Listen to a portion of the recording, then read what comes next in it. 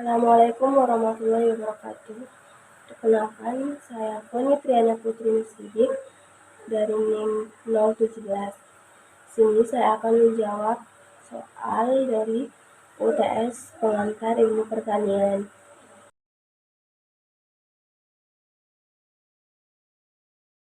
Menurut saya, pertanian adalah kegiatan di mana manusia mengolah sumber daya hayati untuk menghasilkan bahan baku industri, bahan makanan, sumber energi, dan mengelola lingkungan. Subsektor yang pertama yaitu tanaman pangan, ada jagung dan padi. Yang kedua di peternakan. Subsektor yang pertama yaitu tanaman pangan, ada jagung dan padi. Yang kedua di perkebunan ada kelapa, siwalan, semangka, dan melon. Yang ketiga di peternakan ada ayam dan sapi, kambing. Terus yang keempat yaitu di hortikultura ada kacang panjang, kangkung, timun, dan ubi. Terus yang terakhir di perikanan ada udang dan berbagai macam ikan, termasuk ikan teri paling banyak. Sejarah pertanian diawali pada era Neolitikum di lembah Sungai Nil pada tahun 10.000 sebelum Masehi, lalu menyebar ke Eropa pada tahun 6.000 sebelum Masehi, dan berkembang di Asia Timur dan Tengah pada tahun 2.500 sebelum Masehi. Perkembangan bidang pertanian tersebut ditandai dengan adanya jaringan irigasi yang masih ada sampai saat ini. Di sini saya mengambil komoditas semangka. Tantangan yang biasanya dihadapi di sektor pertanian di daerah saya secara umum yaitu lahan yang dialihfungsikan menjadi lahan bangunan, menjadi tambak udang. Sedangkan tantangan secara khusus pada komoditas yang saya pilih yaitu semangka, yaitu pertama, harga pupuk yang relatif mahal, adanya hama, cuaca yang tidak menentu, terus yang terakhir, penggunaan pestisida yang tidak tepat. Faktor-faktor produksi pertanian adalah semua input yang dimasukkan ke dalam proses produksi pertanian, yang meliputi lahan, modal, tenaga kerja, dan manajemen. Pada komoditas yang saya pilih, yaitu semangka, petani yang memproduksi semangka tersebut menggunakan keempat faktor produksi tersebut, yaitu lahan, modal, tenaga kerja, dan manajemen. Pada lahan, biasanya petani yang memproduksi semangka tersebut memiliki lahan sendiri, atau ada juga yang menyewa kepada orang lain. Terus yang kedua itu modal. Modalnya biasanya emang dari petani itu sendiri. Terus yang ketiga itu ada tenaga kerja. Petani yang memproduksi semangka tersebut biasanya memperkerjakan para petani yang lain untuk membantu merawat, menjaga, menyiram, memberikan pupuk, memberikan pestisida, dan melakukan pemanenan. Terus yang petani yang memproduksi semangka itu juga ikut membantu juga, gak cuma menyewakan orang.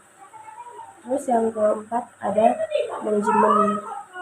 Di daerah saya petaninya itu memanajemen sendiri proses produksi dari awal sampai akhir.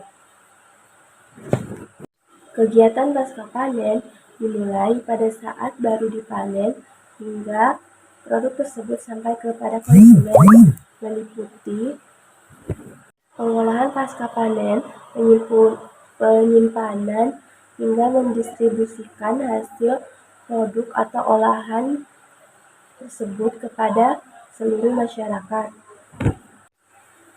Bagian produk yang dipanen yaitu bagian yang memiliki nilai ekonomis yang dinamakan produk ekonomis. Sedangkan sisanya yaitu disebut limbah pertanian. Keduanya termasuk ke dalam produk biologis. Proses pasca panen pada komoditas semangka yang saya pilih di daerah saya, setelah semua semangkanya dipanen, itu mereka langsung menjualnya ke pengepul. Lembaga pertanian adalah suatu organisasi atau kaidah-kaidah yang mengatur perilaku dan tindakan masyarakat dalam kehidupan sehari-hari maupun dalam cara usahanya untuk mencapai tujuan tertentu. Lembaga yang ada di sektor pertanian yang saat ini itu merupakan lembaga yang baru. Ada pula yang lama yang telah mengalami perubahan akibat perkembangan zaman.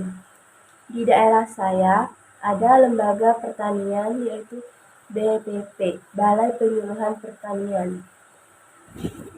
Peran BPP di daerah saya yaitu untuk membantu masyarakat atau mendorong masyarakat agar mengubah cara pikir dan cara kerjanya sesuai dengan teknologi yang saat ini berkembang.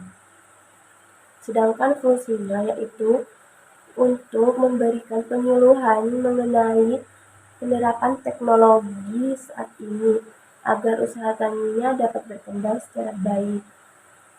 Kemudian BPP juga sebagai penghubung dari pemerintah ke petani maupun dari petani ke pemerintah.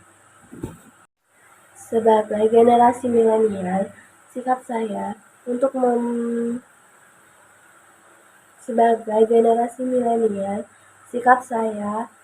mengembangkan pertanian di Indonesia, yaitu yang pertama, saya harus menanamkan cinta pertanian di dalam diri saya. Yang kedua, saya sudah meyakinkan diri untuk kuliah di jurusan pertanian dan semoga saya bisa menggunakan ilmu perkuliahan ini yang saya dapat di perkuliahan ini bisa membagikannya kepada masyarakat dan bisa membantu para petani di Indonesia menciptakan inovasi yang baru dan mengembangkan aspek-aspek pertanian sesuai dengan perkembangan zaman pada saat ini dan seterusnya, seperti dalam pemasaran, produksi, dan sebagainya. Mungkin itu saja yang bisa saya jelaskan. Selebihnya, terima kasih. Kalau ada kekurangan, saya mohon maaf. Assalamualaikum warahmatullahi wabarakatuh.